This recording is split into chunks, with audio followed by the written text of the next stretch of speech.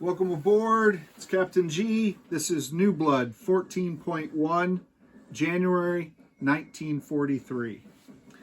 The Kaiser was at first thrilled and very optimistic at the news of the Soviet Union's declaration of war against the Commonwealth. However, then he grew concerned after reports of Soviet seizure of oil resources in Iran that were already claimed by the Axis. Formal requests for help against the communist invasion have been received in Berlin from the Finnish ambassador. Finally, the arrest of Bessarabian communist separatist agents plotting against King Carol, Germany's friend and ally in Romania, has created great concern amongst the Kaiser and his staff in Berlin. Let's go ahead and do our three controlled allies. We have Vichy, Nationalist Spain, and our latest person to turn to the Germans for assistance, Finland. No combat attacks for any of them.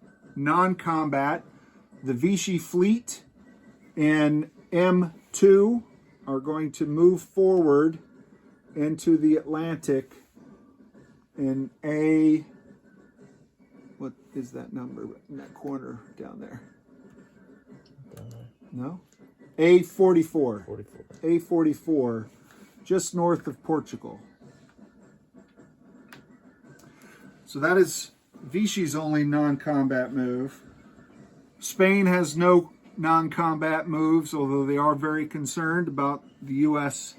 build-up military forces right on their border. Finland is moving 2 infantry from Vilpuri to southern Finland and 1 infantry that was in southern Finland into Helsinki as the Finns dig in and hope for January defense in the cold weather. All right, that completes our minor allies. We're going to go ahead and roll for recruitment. The blue dice are the Vichy French. They need a 1. The gray dice are the Finns. They need a 3 or less. The yellow dice are the Spanish. They need a 7 or less for recruitment. Okay. So it looks like only Spain succeeded. 1 more infantry to add to our stack in Madrid. Turns out that recent recruitment from Portuguese refugees have been very well received. So we're welcoming them into our ranks. All right, Germany's turn. Germany has 68 IPP this turn. We lost 2 from the UK raid in A5, the convoy raid. We're going to spend 10 on a fighter, so that's 12. 14 on 2 Tiger tanks, that's 26. 8 on 2 Panzer Grenadiers, that's 34. 18 on 6 infantry, that's 52. We are going to build 1 medium bomber for 11. That's lend-lease to our Italian allies for 63. And we are going to send volunteer civilian civil engineers to Helsinki to begin construction of a fortification in Finland, purely a defensive measure. That costs 5. That is all 68, leaving nothing remaining in the German treasury. I'm going to set those aside. We'll come back to them. All right, combat. Technology. Oh, Germany's technology. I skipped that. So the black dice is improved factories at a 7+. The white dice is improved construction at a 7+. The red dice are jets at an 8+. And the green die, improved logistics at a 9+.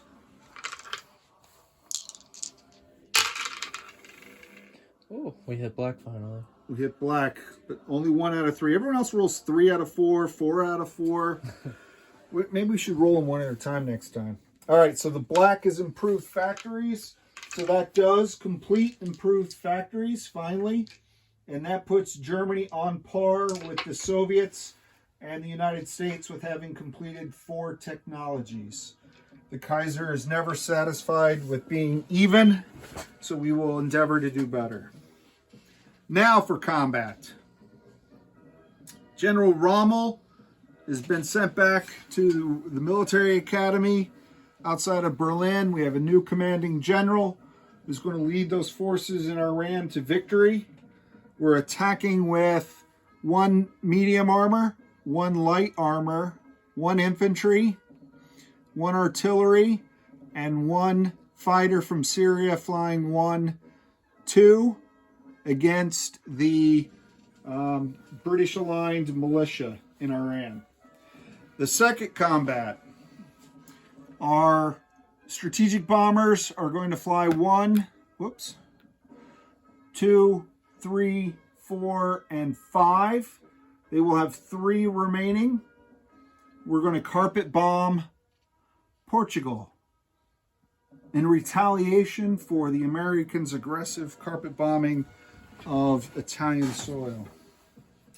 The third combat are all of our convoy raids.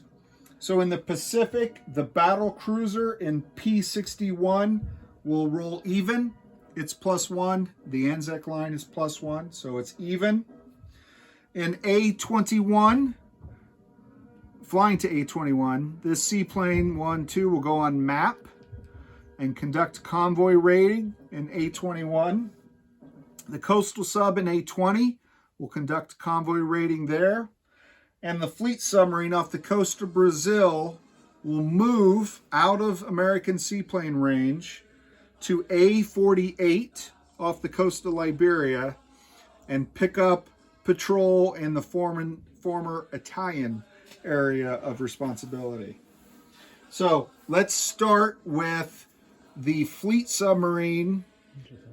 Well, I want to hit that because it's the only one that's +2. So we're going to roll the German dice against the British dice in the South Atlantic. So this is a +1 because the line is +1 and we're +2. Oh, none. All right, so we're back on the British line down there. So we got to roll a 12. We have to roll a 12-sided dice, and a 1 or a 2 is a hit. 12. Not a 1 and a 2. Outstanding. All right, so no damage there. Now let's do the coastal sub in the Atlantic. So we're even here. German versus British. None. Very depressing. All right, and now the 1 to 12. None. No, wait. You gotta Oh, roll. I see, You I gotta see. roll the. You gotta roll that. 4. Okay, good. All right.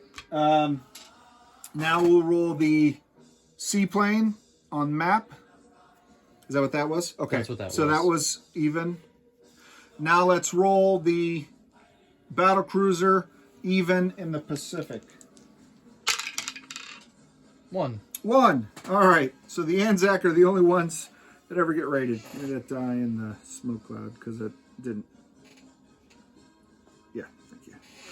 All right. So that was very uneventful, both for or against us. All right. Now let's do the Portugal air raid. 3 dice per bomber. So a total of 6 dice. Carpet bombing the U.S. forces massing in Portugal.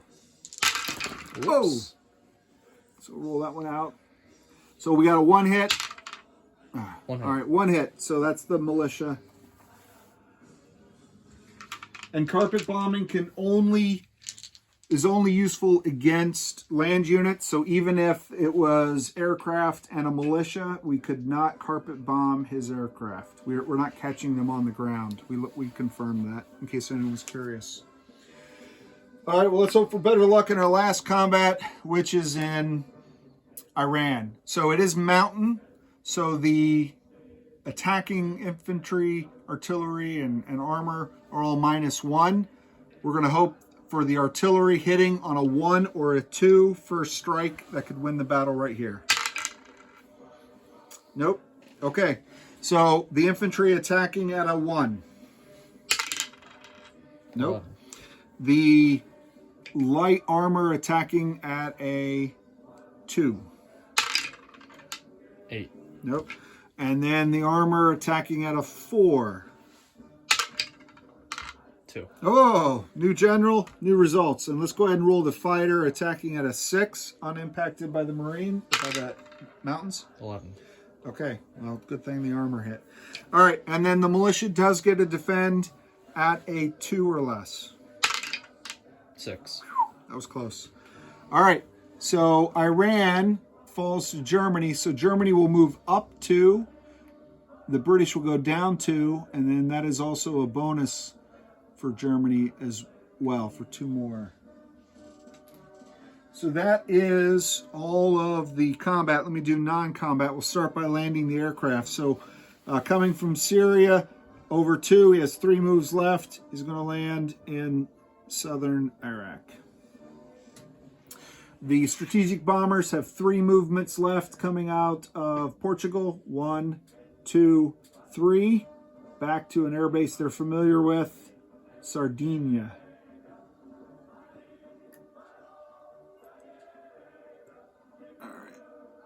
And then the rest of the combat was all ships. Other non-combat, we have the mountain infantry and the artillery in Syria moving into southern Iraq with the aircraft and the Iraqis, or the Italians rather. This transport in M8 is going to move 1 to the Aegean Sea, pick up this mountain infantry and this artillery. And again, this is off the bonus of the ports in M8. Move 2 into M4, move 3 into M2, and drop off the mountain and the artillery into Gibraltar to contribute to the defense. And I'll probably need to build a queue there for the defense of Gibraltar. We're going to move the transport into the dockyard, into the port there at Gibraltar, and we'll use a little devil guy to represent how annoying it is to the Americans that were supporting Gibraltar. Speaking of which, we have 2 aircraft, 2 fighters in Bavaria. They'll be moving 1 to Austria, 2 to northern Italy, 3 to the Tyrrhenian Sea, M3, 4 to M2, and 5 to Gibraltar. So we're sending 2 German fighters to Gibraltar as part of the Gibraltar Deutsch Corps. The 2 infantry in Bulgaria will move into Macedonia. And from Romania, from central Romania in the 6th Area Army, we're going to move 2 infantry into Bulgaria. We're going to move from the Netherlands, 1 infantry into West Germany to join the other 3 infantry that are there.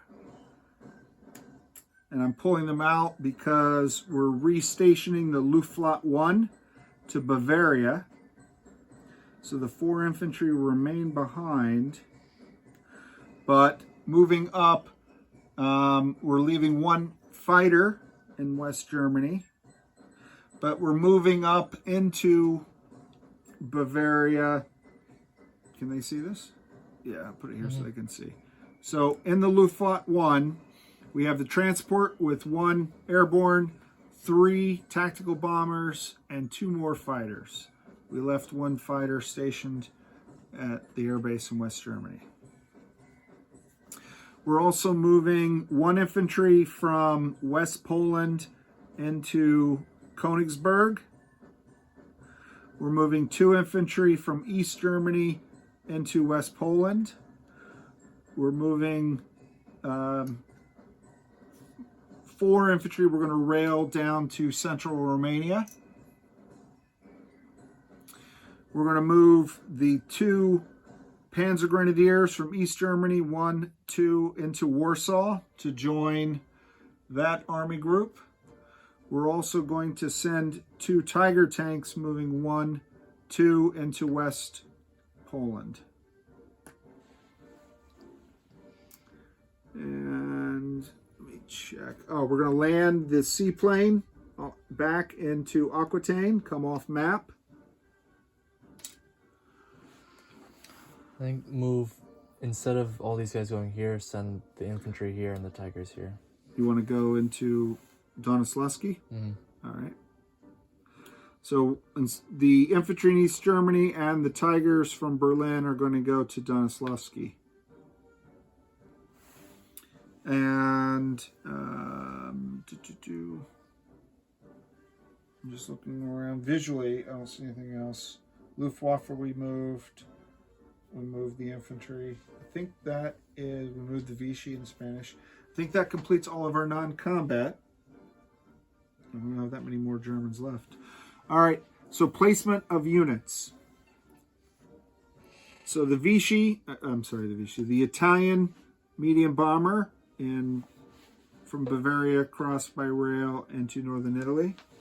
The hard-working German engineers, the civilian volunteers, are going to leave East Germany and come up by ocean into A13. Come up here into A13 because this shipyard borders both A14 and A13, so we don't have to go into A14 to go into Helsinki. So we'll start construction there. Very, very happy to be helpful to the peace-loving people of Findisland. We have 1 fighter that we're going to build in Bavaria. We have 2 Panzer Grenadiers in East Germany. We had improved factories, didn't we? Mm-hmm. Oh, great. 2 Tigers in Berlin. And with the 6th Infantry, we're doing 1, 2, 3, 4, 5, 6. We're doing 2 in Romania at that minor factory, which now has a capacity of 2. We're doing 2 in Warsaw at that minor factory, which now has a capacity of 2. We're doing 1 in Paris. And the 6th Infantry we will build in West Germany at the factory there. Okay. Is that everything? Did I place everything? Yeah. All right, so that's that entire card. That's the 6th Infantry that were placed. So just recap from a German perspective, a mountain infantry, an artillery, and 2 fighters on Gibraltar, with 1 Italian infantry, 1 Italian mountain, and 1 Italian fighter. In Sardinia, 2 German strategic bombers, 1 Italian. In West Germany, 1 fighter, 5 infantry.